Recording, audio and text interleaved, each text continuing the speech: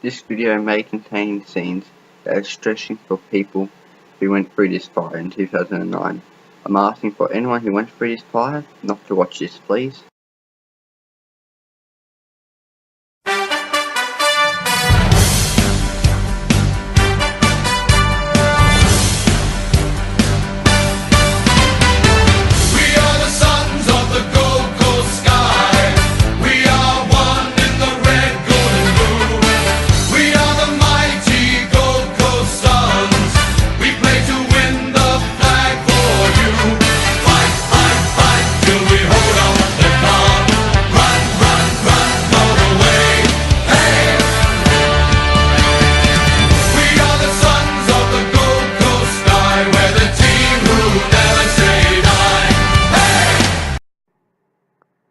G'day everyone, my name's Ricky James Peppenfall, also Ricky Lexons 446 when I've left played yet.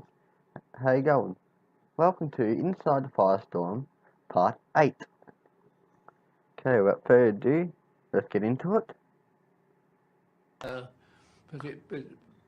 generally you can fight it, but this particular one, it just seemed to hit you. You hadn't a chance. Dirty survived Charlie Black and his Friday neighbours received their Black first Friday. radio warning more than an hour after Kilmake begins to burn. We are bringing you information as soon as it comes to hand, and as we speak I'm handed a printout here of an urgent threat message. The Glendonald Road fire is currently burning in and around Traralgon South and Calligny North and South. Residents may be directly impacted by this fire. I reckon And also need to go back in order part and listen to them all over again, see what fires I missed out in the description down below. Still very confident. I've got the hose, plenty water, plenty power, and I was busy on it, you know. All of a sudden the water cut out. I didn't know why, and I was done then. I had to get away from the house if I could. I couldn't stand up, and I got my feet into the ground like that and kicked myself along and on my elbow, you see. Sat half lay there watching the roof falling. And at that stage, well, to put him on, I was buggered. I would have been buggered too in Strathewen. if I was It's in more than Bendigo. 3 hours since the cluster bomb of fires enveloped the town. Mary Evola's still not heard any news about her husband, Peter. He was behind me in another car. And, you know, he'd gone off the road a bit further up, and I'd sort of waited for him and expected to have him follow me. But, you know, at that stage he hadn't, so he was up there somewhere. The infernos burned so ferociously, it's only now that CFA crews can force their way in. Well, I came over the hill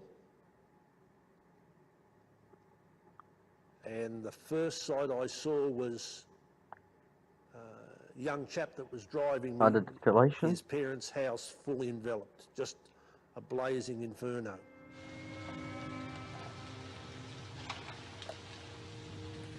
That house was fully enveloped and there was not one thing in Strathewen that wasn't burned.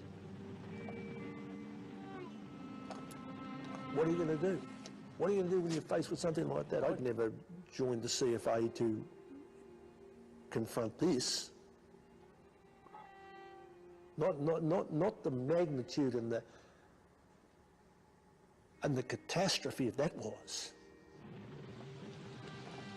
But David grimly makes his way further in and discovers the true loss.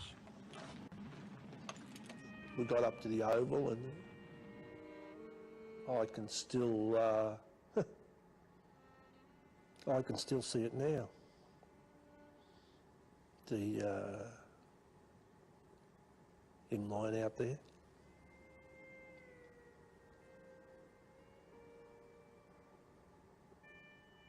David had known Peter of Lawlor for almost 40 years.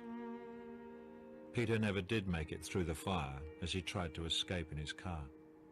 He waved his wife Mary on, hoping that she at least would survive.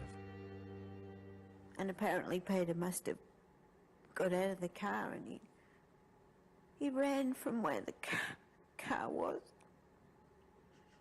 through a field and across the oval, and he was only perhaps 400 metres from where I got to safety. And he wasn't burnt, he just suffocated. He was still a whole person. And he was only that far from me. I feel so sorry for you.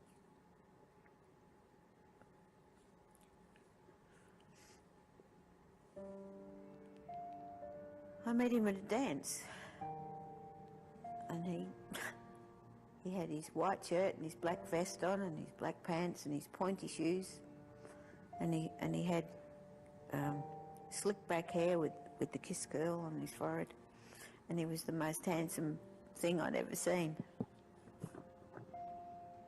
And he's always been that gentle person. Checking the time on this part. That we all love so much.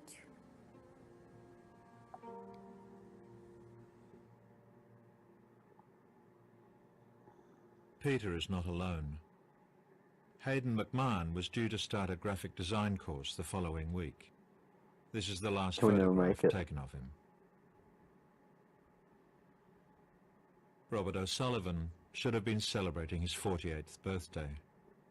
He was fully prepared to stay and defend.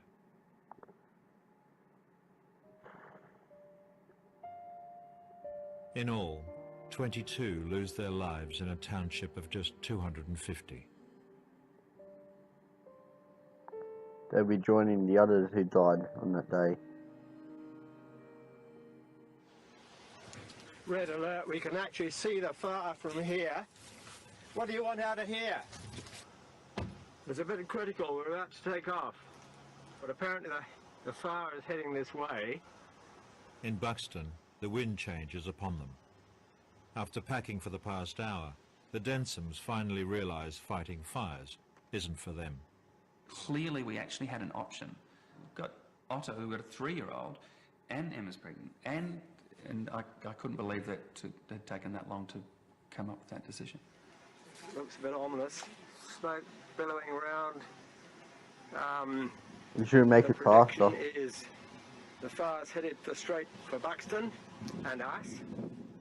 We paused and I said goodbye to the property. Really? Looking at the flames. And then we drove. 10 kilometres away, but just minutes by fire, is Marysville. For 70 years, it's felt safe, nestled in a valley. And if Rubicon before Buxton, after Buxton, is about after to be the town's Buxton. undoing. As When I went to Rubicon, the postcard the year I went to Marysville, becomes a fire I don't know if I went through Buxton to get to Rubicon. Because Marysville's basically surrounded by mountains around there, the embers aren't going to continue to blow up the hillsides. They basically find this calm area to basically fall out. So Marysville itself then becomes a bowl that's capturing all the embers that have been produced from the fire on the range. Marysville is attacked from above. Thousands of raining embers explode onto the town. Fire crews are helpless, forced to seek cover at the Oval. The truck was just being blasted continuously by debris. The air was just full of stuff, branches and rocks and burning embers, and it was just absolutely like soup. And I think the speed and intensity with which the fire just enveloped and just completely surrounded and covered Marysville, it was just staggering. Just staggering. Just went from being dark and eerie to everything was on fire just in an instant. Everywhere as far as we could see.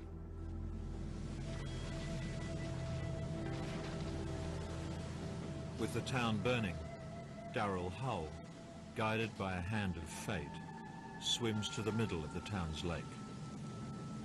The ember storm was so significant, like a meteor shower really, that I knew I was going to need some protection, and the strangest thing was that I just reached out my arm and there was a branch, a perfect umbrella, green and wet, almost with a handle attached, just waiting for me to pick it up.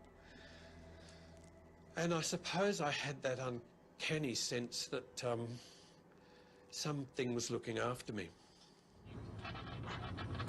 There's Johnny in front with the trailer. There seem to be fires all over the place. The Marysville Inferno is already chasing the Densoms, but they have no idea about this or any other fire. We had been listening to ABC radio all the way in the car, so we were trying to keep on top of where the fires were, because the potential was that we could have been driving into a fire that we didn't know about. And we were going, what's going on? Because we knew how close the fire was to Buxton. So they weren't even then giving Buxton warnings, let alone saying Buxton was under any kind of attack, which we know that it was by 7:30, 8 o'clock. So that was... Hey, please like, subscribe, comment down below. Thank you for watching. See you in the next one.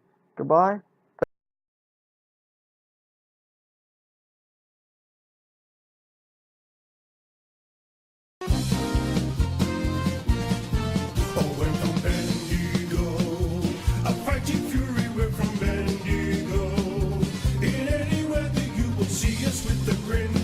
Risking head and skin. If we're behind, then never mind. We'll fight and win. No word from Benny.